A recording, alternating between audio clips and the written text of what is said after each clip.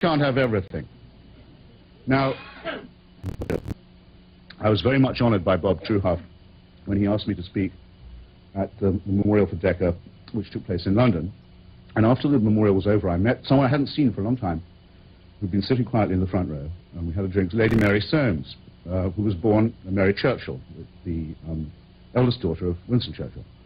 And she's called Soames because she's the widow of a fantastically unattractive, bloated conservative politician.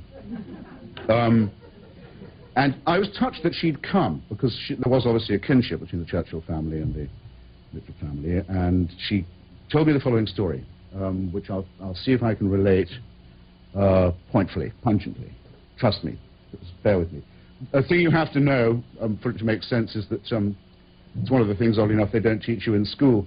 At the beginning of the Second World War, the British establishment had to send quite a lot of its members overseas where they could do no harm, because it was thought if they were allowed to remain in the country, they would form a Quisling or Vichy government in the event of a Nazi invasion. They had to get rid of Edward VIII by making him governor of the Bahamas for that reason, the glamorous Prince of Wales, and his gorgeous wife.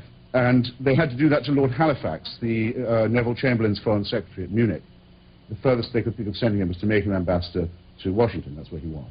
You need to know this for the story to work. So Mary Soames told me this. She said, "We were all frightfully worried about Decca, all of us girls. For one thing, we'd all been madly in love with Esmond," she said. But only Decca had the nerve to really go for him and elope with him. We were all frightfully worried.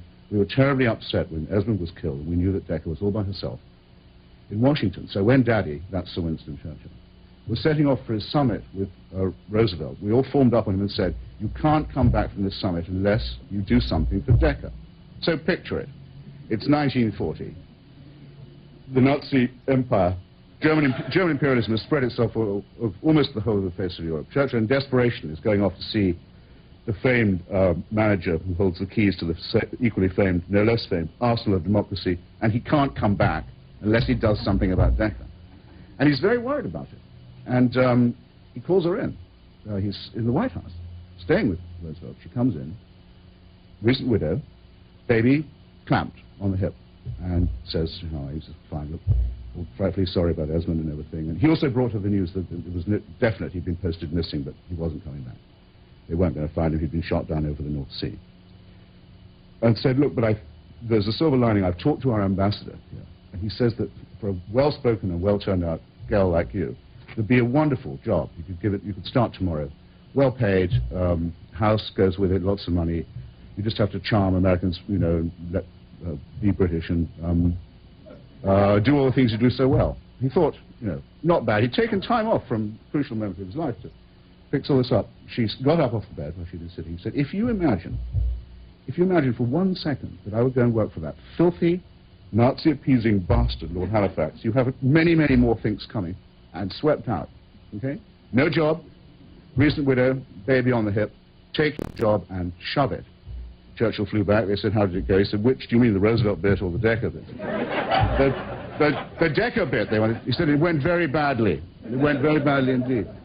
I tell this story partly because I know that it will make it seem for many people as if Decca's in the room when they hear the story.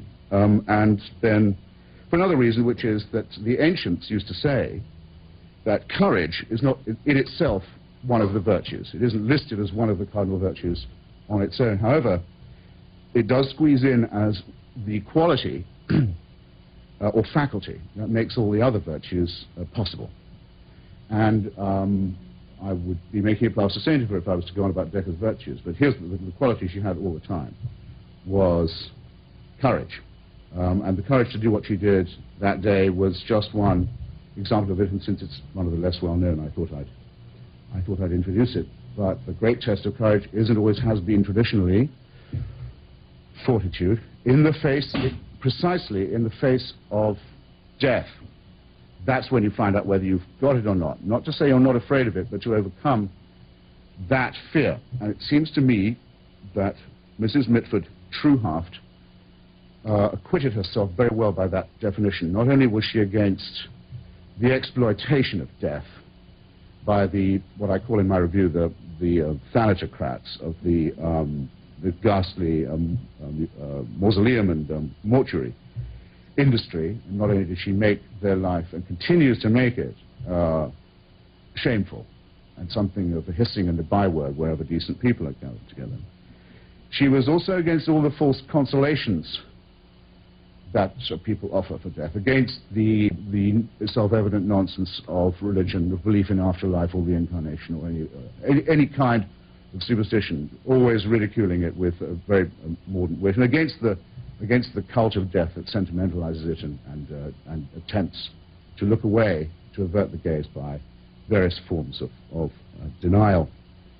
And then, of course, finally, when her own turn came, as she knew it would, faced it with exactly the combination of stoicism and humor and resolve and attention to comradeship that one would have predicted. So that, by my count, is about 4 victories over the great Reaper, and it enables us to say, in her memory and in her honor tonight, and with pride, death be not proud.